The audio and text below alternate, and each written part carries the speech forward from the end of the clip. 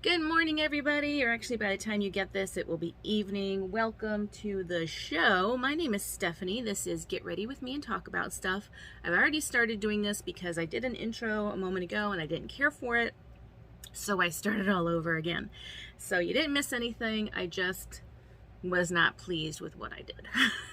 Anyway, my name is Stephanie. This is Get Ready With Me and Talk About Stuff. This show is a show in which I, as you can see, do my makeup while I'm talking to you about whatever is on my mind. Some weeks it's fun, some weeks it's serious.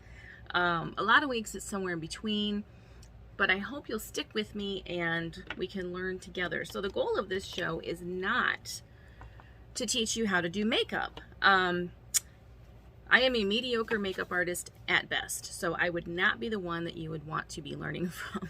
If you're looking for a makeup tutorial, I promise you there are literally tens of thousands of them out there. This just is not one of them. However, if you hang out with me, you might learn a couple things that you can use in your own makeup application, and you might also learn a few things that might help you in other areas of your life. I don't know. But hang out with me, find out, invite your friends. If you do watch or listen to this regularly, I would encourage you to subscribe. A lot of my listeners slash viewers, because I know some of you out there just listen, you don't really watch, are not subscribers. So if you are someone, I don't know what that is. If you are someone who regularly listens to or watches my show, sorry, I don't know. Please hit that subscribe button. Please share it with your friends. Please invite more people, because the more people we have and the more people know what they would like me to discuss, the more fun we can have. It makes for a really good time. So anyway, without further ado, let's get into today's topic. So today we're going to be discussing homeowners associations and their history. And without getting into too much detail, because I like my job. This whole topic came about because of my job, because I'm learning through my job a lot about homeowners associations and the amount of power they have. And as I learn about these things, I got very curious about the history of them, because I thought to myself, there has to be more to homeowners associations than people simply not wanting someone to have, an avocado greenhouse with yellow polka dots and red stripes or something. I mean, there has to be more to it than that. And of course I was correct. So just to let you know where we are with homeowners associations in the United States. At this point, there are over 350,000 homeowners associations across the United States, representing tens of millions of homeowners. The popularity of homeowners associations is making it more and more difficult to move into a neighborhood that does not require you to become part of a homeowners association. In fact, they're so ubiquitous that if you wanted to move into a house that did not require it, you would almost have to, move into a smaller town, a place where it's more rural, where you have fewer neighbors, because in suburban America, homeowners associations are like everyone's favorite thing in the whole wide world. I mean, they're just everywhere, and they are not going away anytime soon. Now, they have considerable power in determining what an individual home or property owner can do. Now, some people absolutely love homeowners associations. They live and die by them. They swear by them. They would never want to live in a house that is not part of a homeowners association. And some people really, really hate it, because one of the things that can happen if you are part of a homeowners association is, if for any reason the powers that be within the association have decided they don't like you, it's very easy to become a target of various types of harassment that are perfectly legal, and that are allowable through the bylaws and so forth of the association. So given that measure of power that homeowners associations have, I really wanted to find out, gosh, I used way too much foundation, sorry. I really wanted to find out where homeowners associations came from, because they didn't just spring up out of nowhere. I knew at least that much. I knew there had to be a reason they were developed. So I decided, let's dig into the history. So homeowners associations, to the surprise of probably no one who is paying attention, were first formed out of a desire to keep segregation alive and well. The first homeowners associations were developed specifically for the purpose of keeping black people, Jewish people, any other marginalized people, typically, it was typically race-based, any people other than white people out of the neighborhood. This obviously came in response to the emancipation of enslaved people and their ability to suddenly buy homes of their own and decide, my God, I made myself look ghostly pale. Holy cow. It's okay, I can fix this. As people became empowered to buy their own homes and have more determination, self-determination about where they wanted to live, white people who had always had what they considered the luxury of not having to live around black and other people of color suddenly found themselves in a situation where, the quote undesirables were moving into their neighborhood. So now it's important to note, homeowners associations are hardly the first attempt in the United States at keeping people segregated, despite laws being put in place that would allow people more, to mix. You might be familiar with the practice of redlining. It's something that has been discussed. Excuse me, I forgot to lay out my brushes before I started, so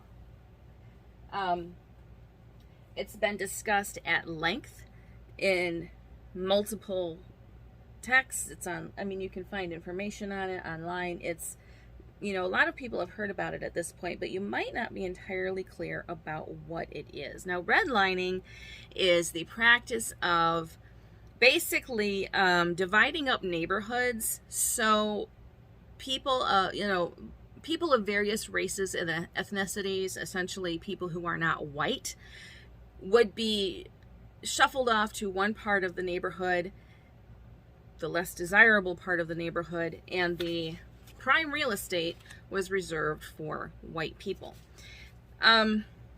This led, of course, to effects that still are in play today, and we are going to talk about that a little bit later.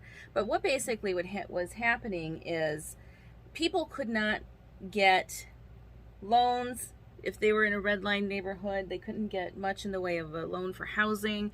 Redlining also affected the type of retailers and services who would be in the area.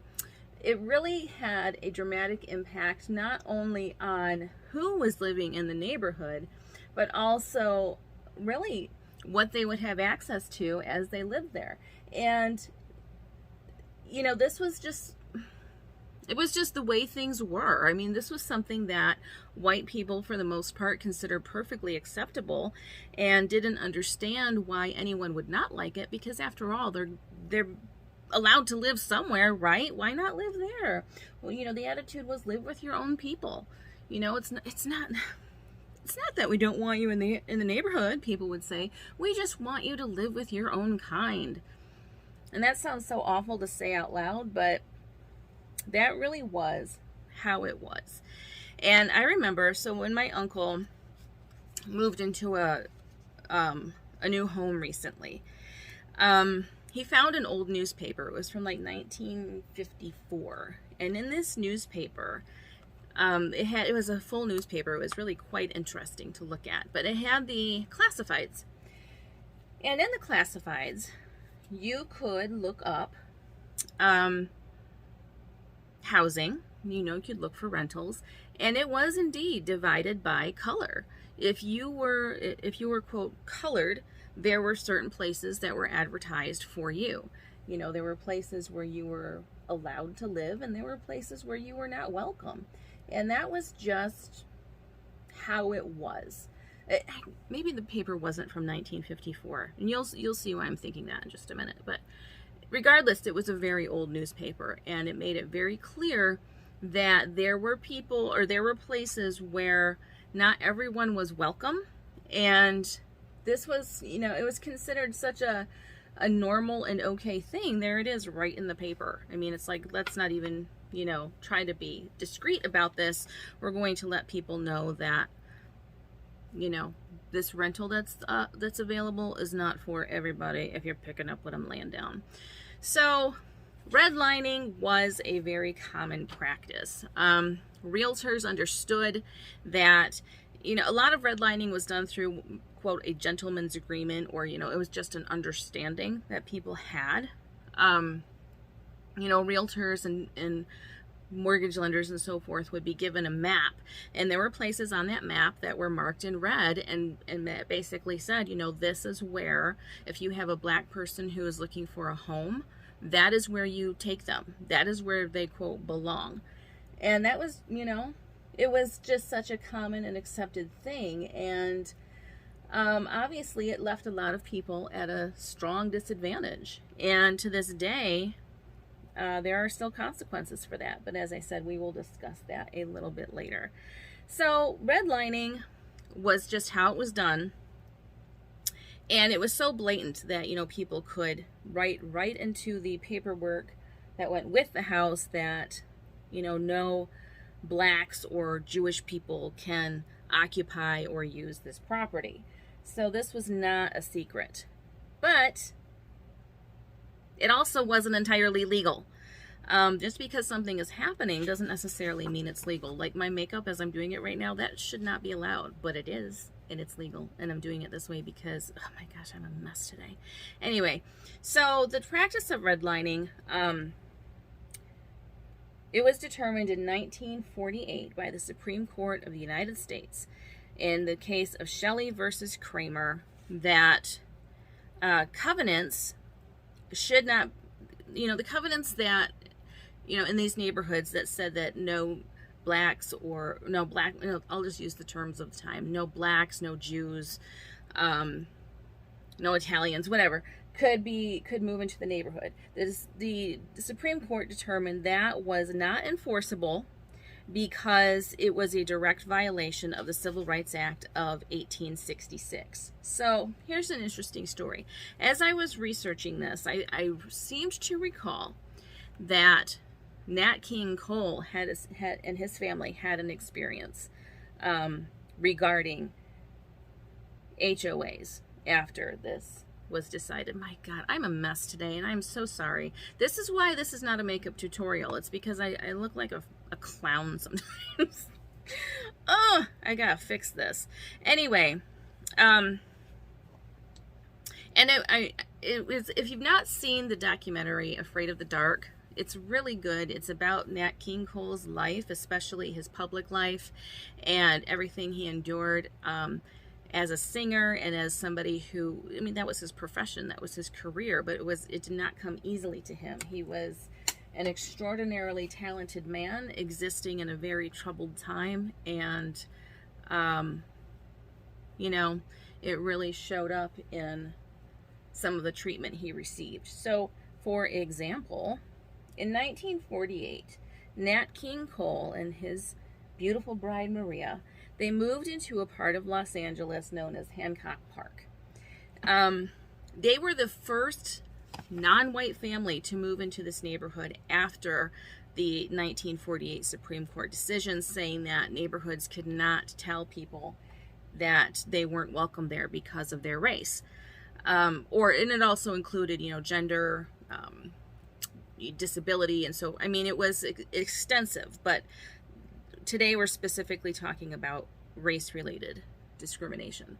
So Nat King Cole and his bride Maria moved to this beautiful home in Hancock Park.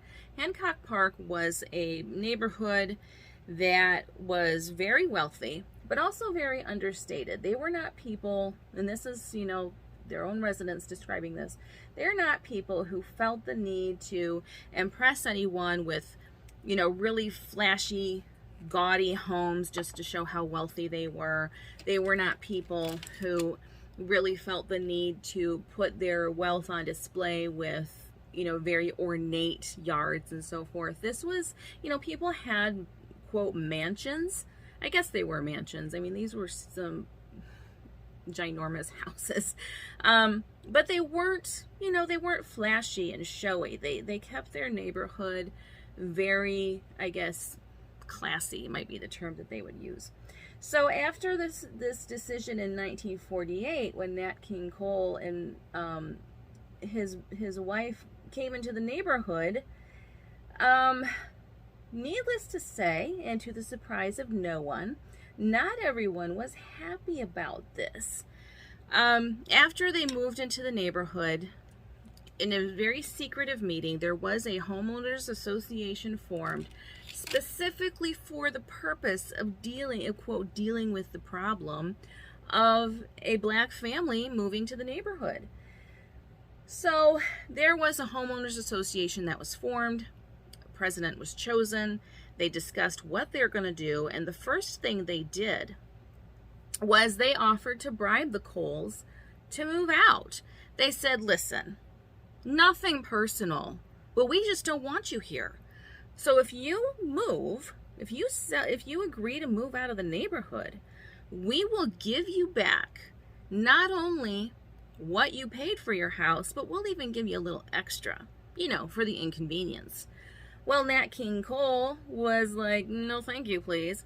And I'm sure that's exactly what he said too. Come on, Stephanie. He told them that if they gave him, this is so funny. He said, if you give me, he's like, tell you what, if you give me $1 million, I'll leave the country. Now, $1 million today is a significant amount of money to a lot of us.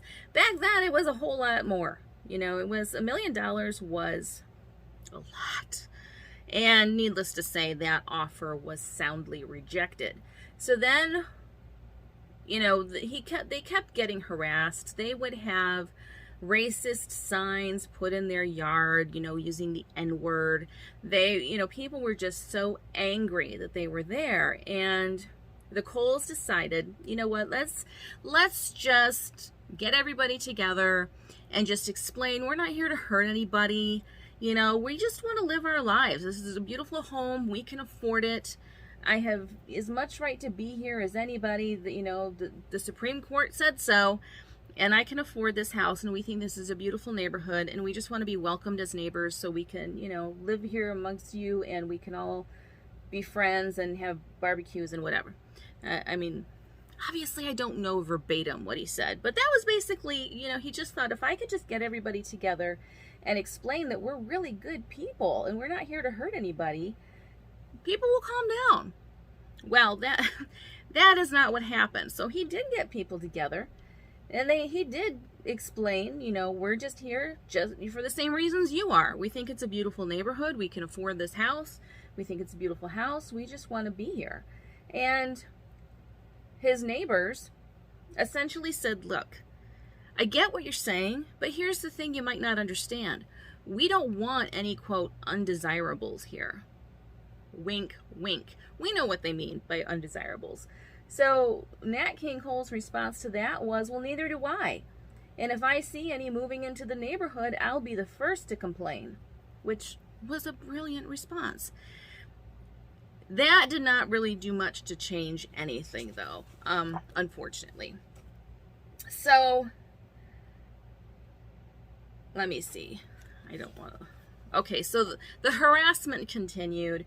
You know, the Coles stood their ground. They stayed right in the house that they bought. They were where they wanted to be. Their family was growing. In the meantime, they were still getting the threats. They got, you know, people shot into their windows. Their dog was poisoned. And then in 1951, so this is 3 years after they've moved in, they've dealt with all this harassment. Their neighbors have been harassing them, not only with threats of violence, but they've also been harassing them through court, you know, making legal threats and so forth. The Coles weren't leaving. They were basically saying, you're wasting your time. We're not going anywhere. We want to be here. We're staying here. So they decided, well, crap. What are we going to do? In 1951, the FBI got involved. Or not the FBI, the IRS. So they decided, you know what? The Coles owe a substantial amount of money in back taxes on this little gem of a house they bought. So what we're going to do is we're going to go there and we're going to seize the property. Now, it is believed, because at the time, Nat King, apparently the Coles owed $100,000 in back taxes, which, I mean, so what?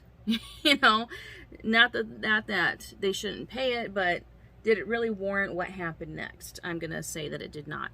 So the IRS came in, they seized the house, they told the Coles that if you don't sell this house, or if you don't pay your taxes that are due within 20 days, we will sell this house and we will have no trouble selling it.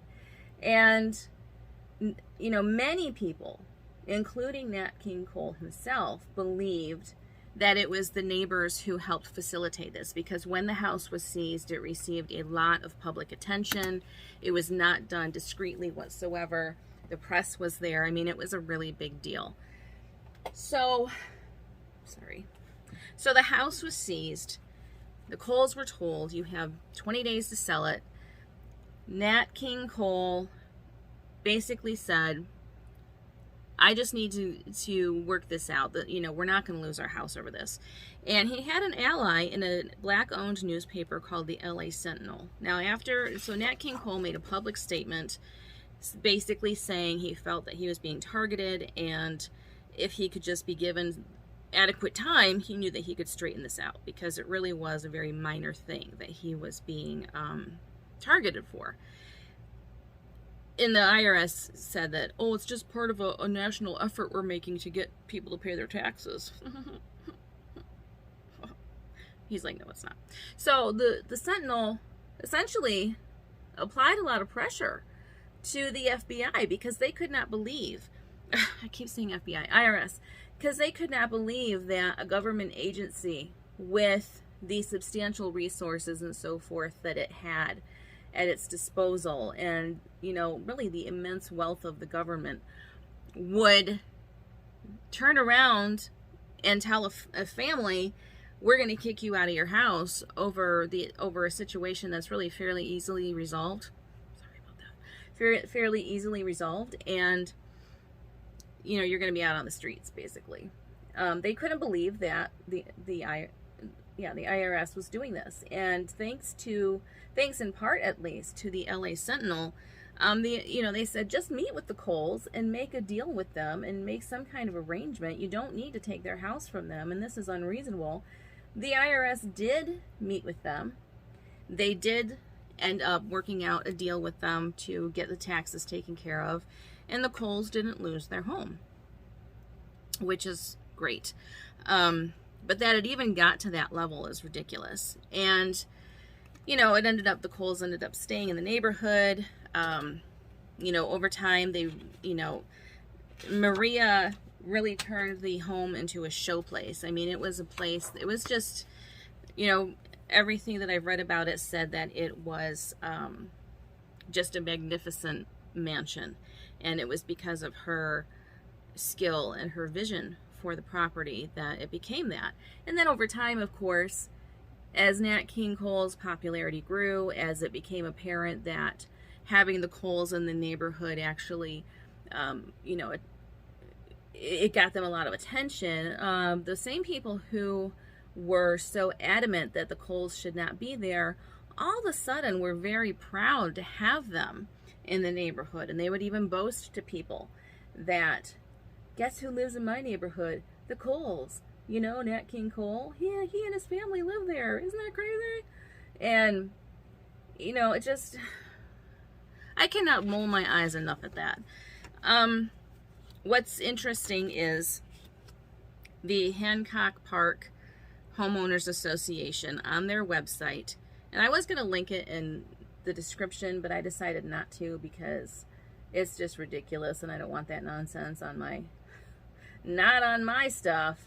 They even list in the list of prominent past owners, they list Nat King Cole, and I'm like, you guys, are you kidding me? After everything you put his family through, now you're gonna say, oh, but we were really proud to have Nat King Cole in our community. No, you weren't.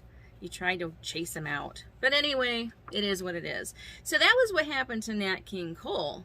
Imagine somebody who doesn't have the financial resources and the connections. I don't know. I don't think he had any connections that he used to, quote, make it go away.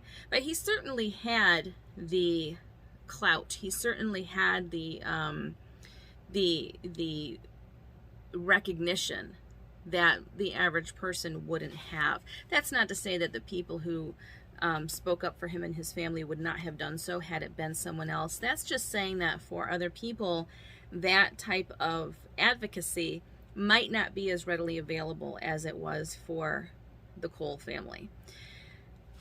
So that is how people responded to the 1948 ruling. They weren't, directly telling people, because legally they couldn't anymore. They weren't saying, hey, they couldn't say, we don't want you here because you're black, because that was not allowed any longer. Oh, no. But they would find other reasons, other ways to, other verbiage they could use to make it clear who the neighborhood was for. And, this seemed to be working out well enough because housing discrimination continued to be a problem.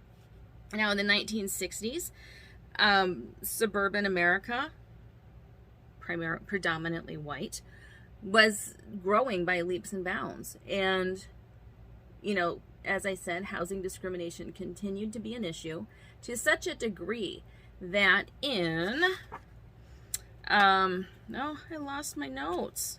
I lost my place. In the 1960s. Hold on.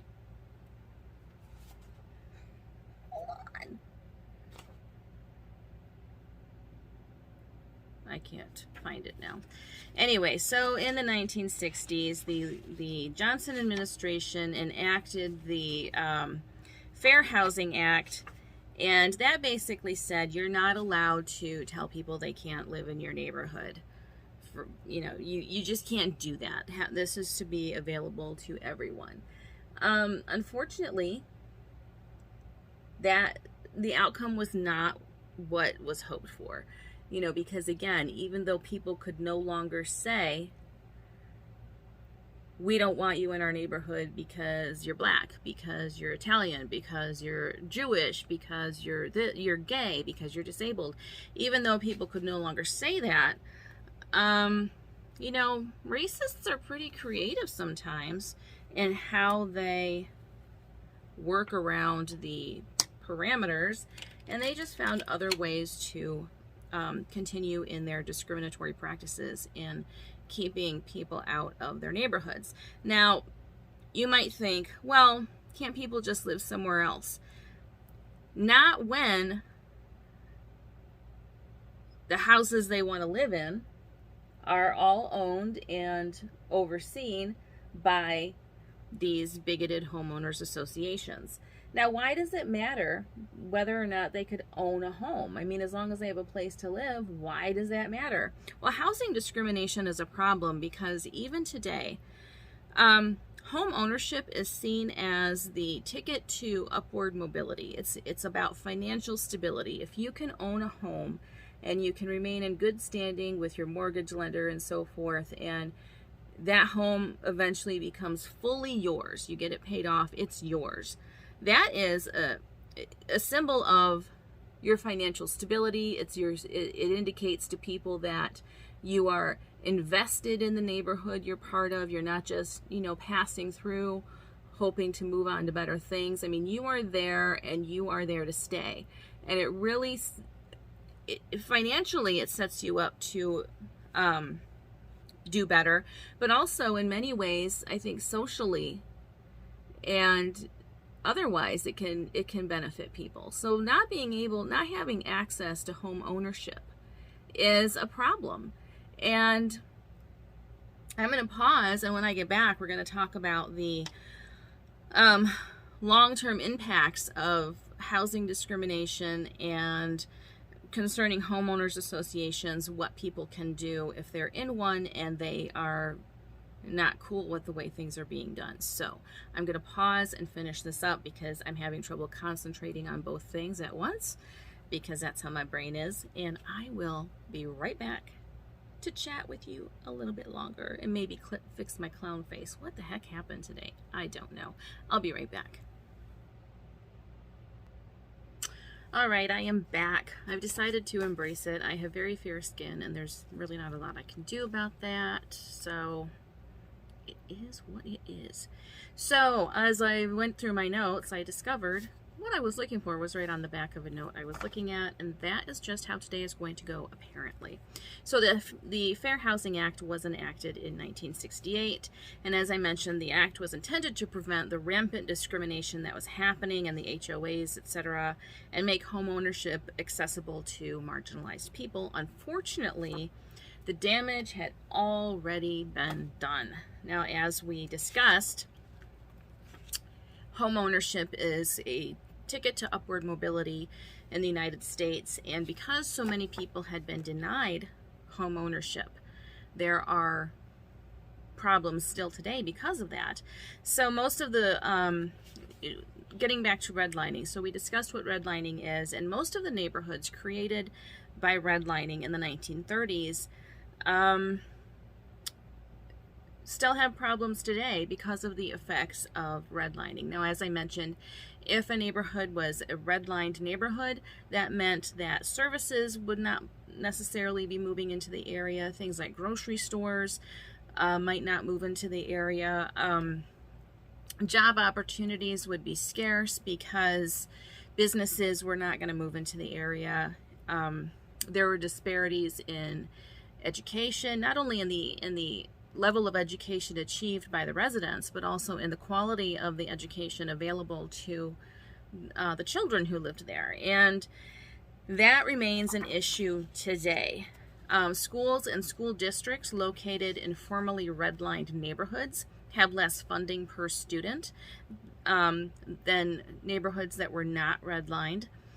And these students have lower than average test scores and overall just less than desirable outcomes in their education.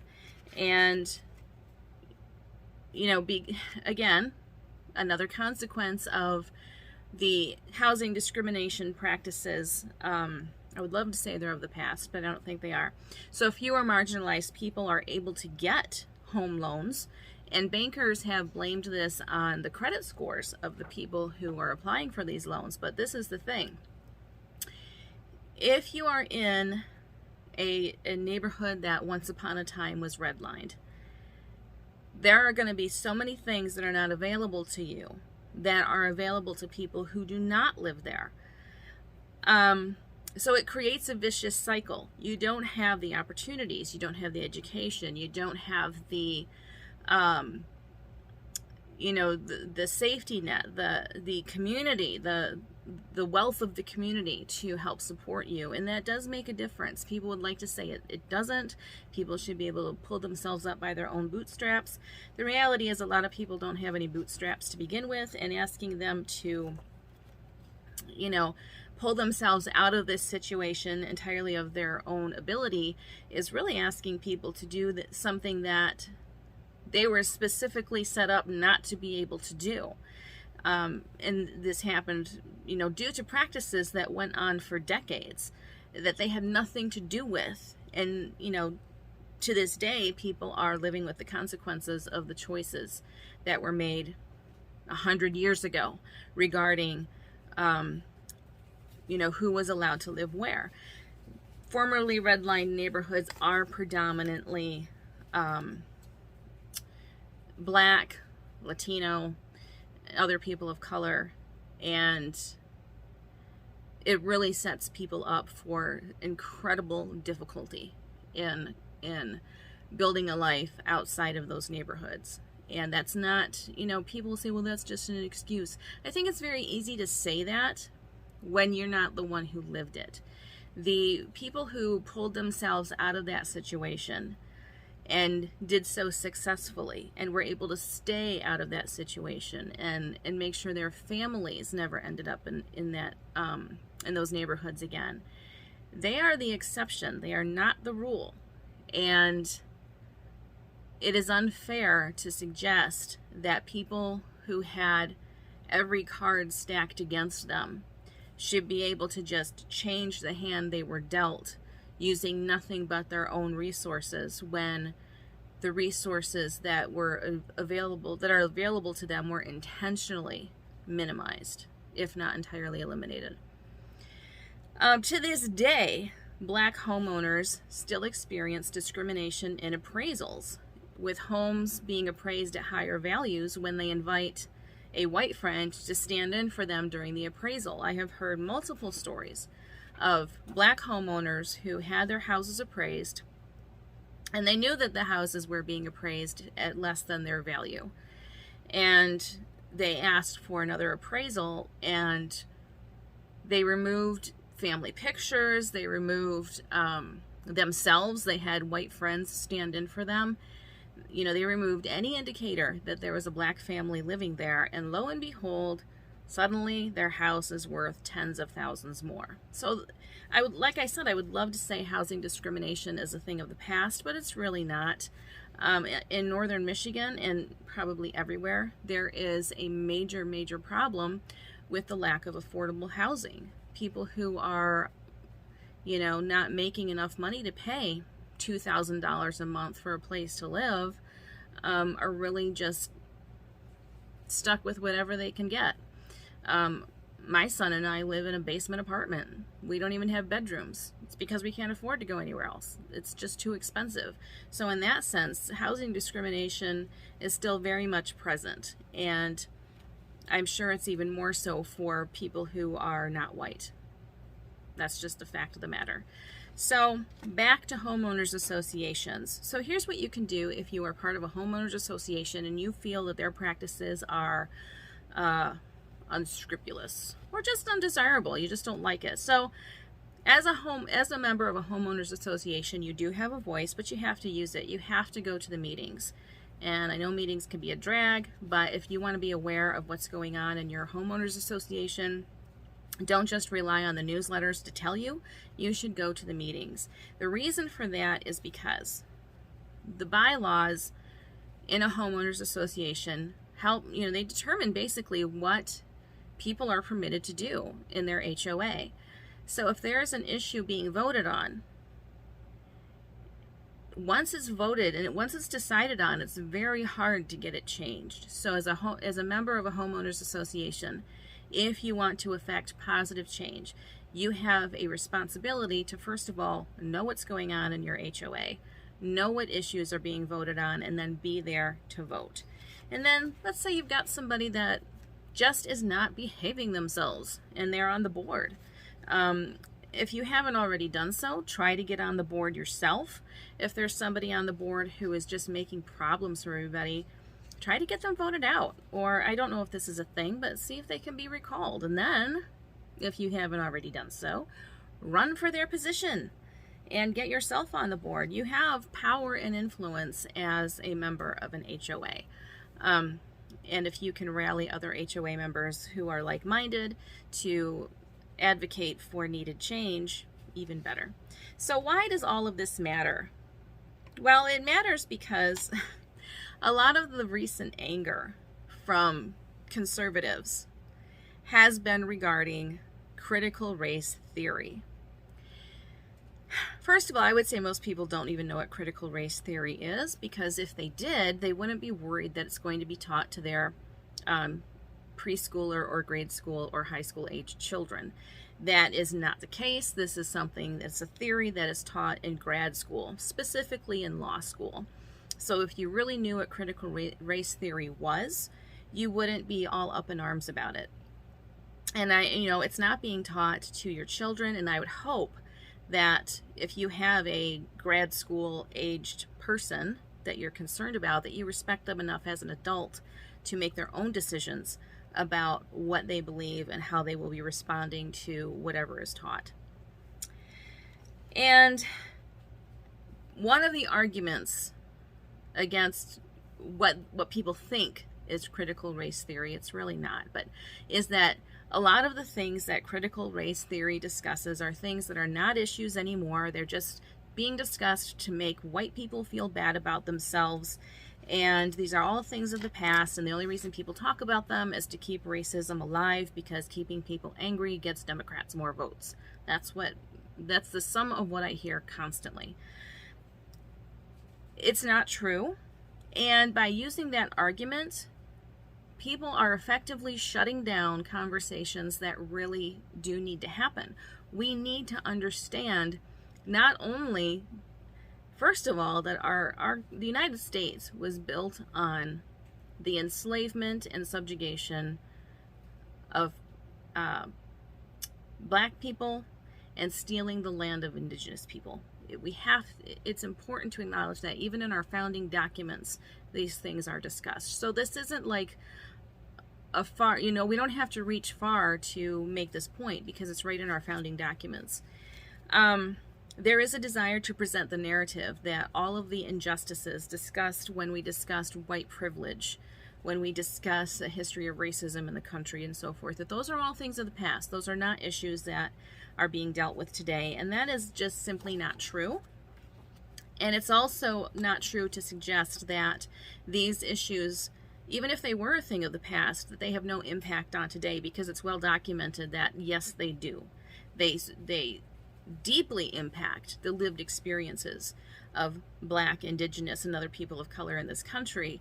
And until we can get really honest about talking about these things and have the hard conversations that acknowledge that, those of us who have white skin were prioritized again and again and again and again and again to the detriment of other people, and we still live with those privileges, while the people who are marginalized still live with the effects of that marginalization and still experience it broadly today. We cannot ever move forward into something better if we're not willing to talk honestly about not only our past but our present. So, I talk about these things on my channel because as hard as people push to try to shut down these conversations, I think it's important to push back harder and make sure these conversations are had somewhere. It has not gone unnoticed that my videos are making the rounds among conservatives, primarily for the purpose of, making fun of me or criticizing me or whatever. I don't care. If you're going to watch my videos, which if you've gotten this far in the video, you're watching or listening, I am here to agitate you a little bit. And if I know that my videos are making the rounds in conservative circles, you bet I'm going to talk about these things. And if they make you mad, even better. Because these are things that deserve to be acknowledged, and they are things worth getting angry about, just not for the reasons you might think. We shouldn't feel angry about honestly discussing our past. We shouldn't feel that it's an attack on us. It's not an attack to say white people benefit from racism. We do. That's just a fact. We do. And it's not saying that any one of us today is personally responsible for the things our ancestors did. What we are responsible for is saying that was an injustice. It was an injustice that gave me an unfair advantage, and I'm going to do my best to create a more equitable country, a more equitable community going forward, because this stops now. It stops with me.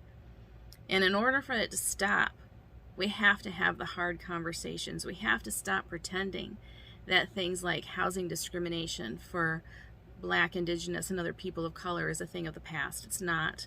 We have to stop pretending that these things that I discussed today happened so long ago. They didn't. They happened within my parents' lifetime.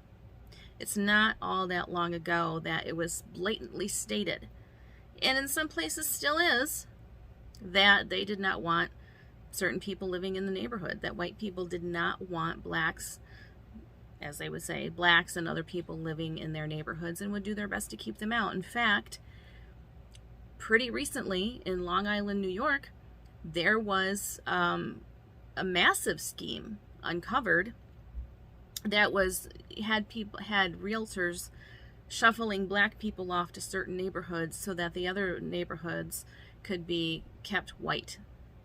And it wasn't that long ago. So if you think that I am, or that anybody is just bringing these things up to be contentious, I would say you need to educate yourself. I have actually left resources in the description. You can read, you can research for yourself. These things are not that long ago, and they are not so long ago that we can now safely say that these things are no longer an issue.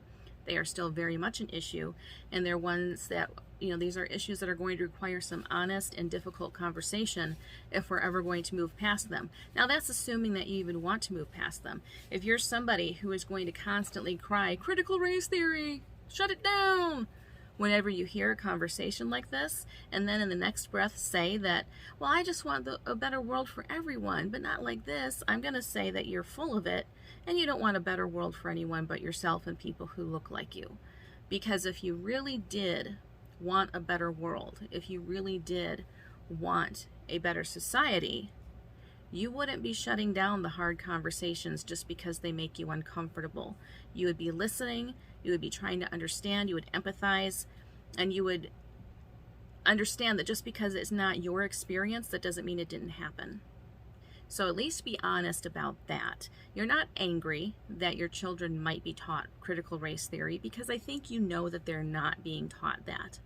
You're angry because conversations are being had that cause you to feel discomfort, and that cause you to have to either step back and look at yourself with honesty and, you know, acknowledge the privilege that you have, and acknowledge that if you really do want a better world, you have some responsibility to dismantle the white supremacy that allowed you to get to have this unmerited favor. Or you have to be honest and say you don't care, and the reason you want to shut down these conversations is just because whatever happened to people who don't share your same skin color doesn't matter to you. You don't want to hear about it. It doesn't affect you. So what? At least be real, okay? If you're going to pass my videos around in your little hate-filled circles, at least be honest about why. That's all I have to say about that. I hope I made you uncomfortable. I really do. And I hope I made you mad. And I hope that for those who are listening, who maybe are beginning to understand that the hate they've been taught, the dismissive attitude they've been taught, might not actually be reflective of what's really happening, I hope that this gives you some a reason to do your own research. I was a conservative once upon a time. You know, I used to not want to talk about these things years ago. I used to wonder why people kept keeping racism alive by having these conversations. I learned, and now I learned, and I hopefully do better with the time that I'm given and the platform that I'm given and the influence I've been given.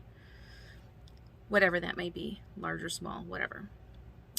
Anyway, I hope you all have a great day. Thanks for hanging with me. Thanks for listening to my rant at the end. I really appreciate you so much, and I do miss you when I can't do videos. And I know that sounds weird because it's not like you're here with me, but I like connecting with my people, and this is one way to do it. So hope you have a great rest of your day. Be careful out there. Be good to yourself. Be good to each other. Don't should on yourself or anyone else. And I will see you again next time. And maybe next time I can do my makeup a little bit better. Maybe. Anyway, I'll talk to you again soon. Bye.